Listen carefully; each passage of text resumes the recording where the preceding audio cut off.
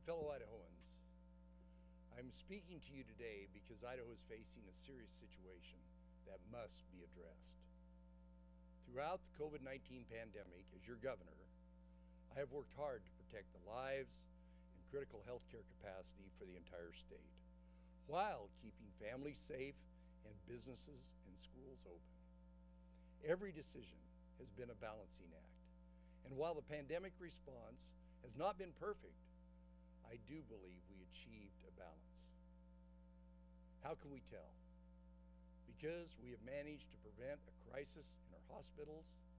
We have kept our state open longer than almost every other state. Because now, thanks to quick action during the pandemic, Idaho has the strongest economy in the nation and the most financially solvent state budget. With our record budget surplus, we are poised to provide Idahoans historic tax relief and make strategic investments in building Idaho's future for us and our children. Few states can claim that kind of success. We are in the final lap of the pandemic fight. The finish line is close. We are so close to returning to normal. But all that success is threatened by the actions taking place in the legislature right now. Every single state has an active emergency declaration in place to respond to COVID-19. President Trump issued 2 emergency declarations that remain in effect today. When the Teton Dam broke in 1976, during the 1996 Panhandle floods, whenever there's a devastating wildfire, we initiate an emergency declaration at the request of local communities, so Idaho can access critical federal resources we all pay for to overcome the impacts of the crisis.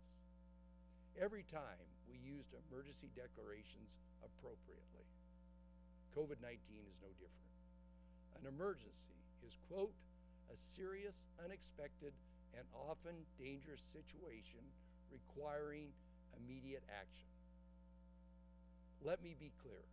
Undeniably, COVID-19 is an emergency. Hundreds of Idahoans have died and many more have been horribly sick. Many Idahoans still face the same terrible risk. The COVID-19 emergency declaration was requested by Idaho communities, and it is critical in order for Idaho to receive federal assistance, your taxpayer dollars, to manage this crisis. The COVID-19 emergency declaration has enabled us to quickly cut red tape and increase healthcare access. These are the facts. Here is the myth. The emergency declaration somehow shuts down Idaho or takes away your rights. That is patently false. Amazingly, some in the Idaho legislature are perpetuating that myth and actively seeking to end Idaho's COVID-19 emergency declaration. What does that mean for you, the citizens of Idaho? It means less vaccine, more taxes, and more red tape. It means the vaccine rollout is jeopardized, something that is unacceptable in this final stretch of our pandemic fight. It means cities and counties will have to find funds from you to pay for equipment and support they need to battle COVID-19 in your community. It means hospitals could lose access to critical supplies. It means we lose the funding to utilize the Idaho National Guard to support testing, vaccine distribution, food banks, and medical facilities, something that has been a game changer in the pandemic fight. It means we cannot cut red tape and break down regulatory hurdles that stand in the way of better health care access. It means your federal tax dollars go to California, New York, and other states.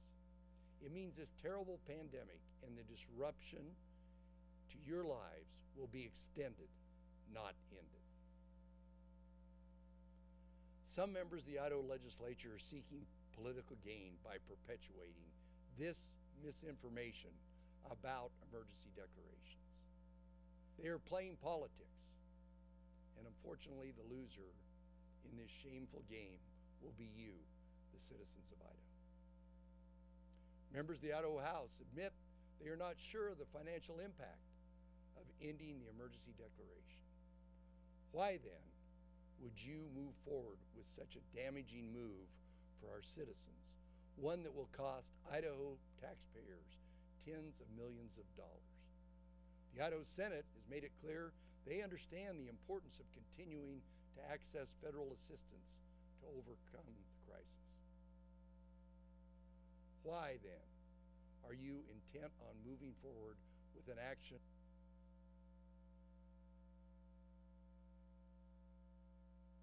that will have the opposite effect? I want the people of Idaho to know that I have explained to legislators for months the importance of the emergency declaration and the reasoning behind all the decisions related to the pandemic response. I have sought their input and applied their advice to the state's response. I want the people of Idaho to know that I am firm in my assertion that the actions of the Idaho legislature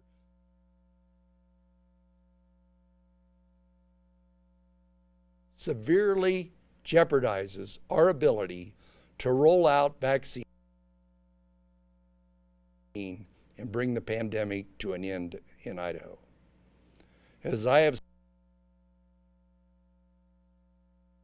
stated over and over, the no action alternative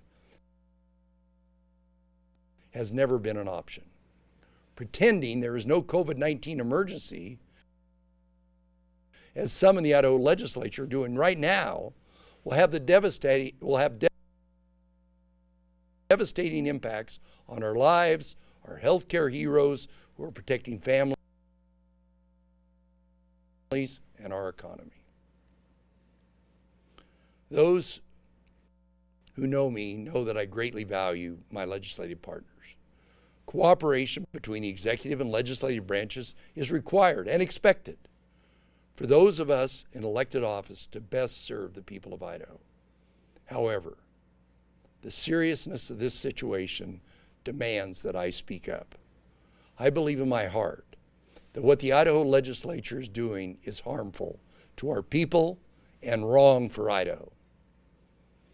I urge my partners in the legislature to stop the political gains and do what is right for the people of Idaho. Abandon the myth that the emergency declaration somehow shuts down Idaho. Abandon the myth that the emergency declaration somehow infringes on your rights. Abandon these irresponsible attempts to undo Idaho's emergency declaration, an action that only puts the lives and livelihoods of our families and neighbors in jeopardy. I don't want to be doing this. I don't want us to focus all this energy on the past 11 months. I want us to focus on the future. We have a bright path ahead of us. Idaho's economy and state budgets are outperforming every other state. We have the strongest economy and the most financially solvent state budget. We have stayed open longer than almost every other state. We absolutely would not be in this phenomenal position right now if we did not have the emergency declarations. If we were not able to act quickly during the darkest months of our pandemic fight. Idaho, I will continue to work hard for you and make responsible decisions that help us get through this crisis together.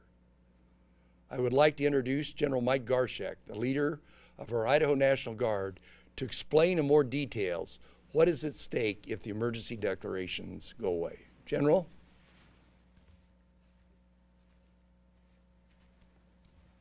Thank you, Governor. Thank you for the opportunity to tell our fellow citizens how much their Idaho Guard has contributed to the health, safety, and security of our state and nation throughout the last year. It has truly been a historic time for the National Guard, both here in Idaho and throughout the entire United States. The Idaho National Guard has deployed to combat operations in Southwest Asia. We fought wildfires in California and responded to civil unrest emergencies in our nation's capital. Right now, over 300 Idaho Guardsmen are returning this weekend after providing security during our nation's presidential inauguration. Here in Idaho, upon the governor's emergency declaration in March, members of the Guard immediately responded to requests for assistance from food banks throughout the state to help those most in need, as well as providing storage and distribution of critical PPE. Since then, our support has expanded to assisting every health district throughout the state, conducting missions such as patient screening, testing, administrative and logistical support, and most recently, distributing and administering the COVID-19 vaccine. I'd like to share a few examples of the Guard's impact throughout this emergency response.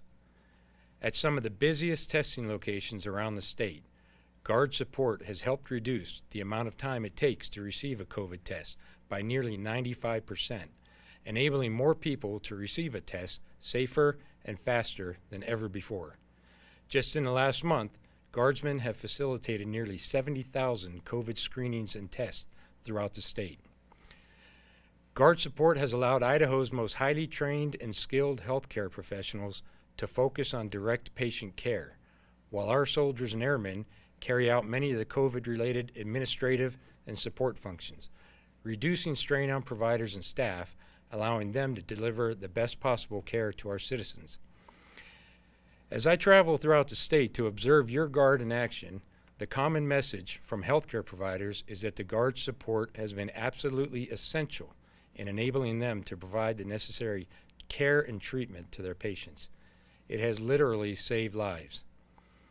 We're currently preparing to activate an additional 200 Guardsmen to facilitate the governor's efforts to rapidly distribute and administer the COVID-19 vaccine, making it available to all citizens throughout all areas of Idaho. Currently, every state in the nation is using their National Guard to respond to this emergency. And at a moment like this, just as the Guard begins distributing and administering the vaccine, it is not the time to stand down. Canceling Idaho's emergency declaration would do just that. In order for the National Guard to respond to domestic emergencies beyond 72 hours, a formal disaster declaration is required by law. Also, a critical factor to consider is cost. During the emergencies, such as COVID-19 pandemic, an emergency declaration is necessary to receive state and federal disaster response funding. In my opinion, it would be negligent to cancel the emergency declaration at this pivotal moment, denying the citizens of Idaho the necessary support to ensure their health, safety, and welfare. The brave men and women of the Idaho National Guard join to serve the citizens of our state and nation in times of need. They never back down from a challenge, and they truly live up to our motto of always ready, always there. And I'd like to take this opportunity to express my sincere appreciation for the enduring support from our families and employers of our Idaho Guardsmen, without which we could not accomplish our mission. Thank you.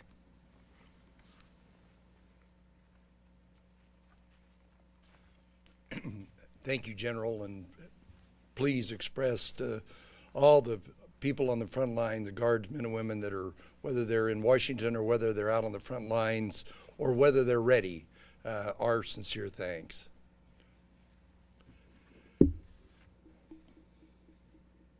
To the people of Idaho, throughout the pandemic, I have endeavored to protect you, your loved ones, and our economic prosperity. I will never relent in that pursuit. I am asking for your help to finish the fight. Please join me. Contact your state legislators and tell them not to take away one of our strongest tools to end this pandemic and get back to normal. Tell them Idahoans' lives and livelihoods depend on it. Thank you.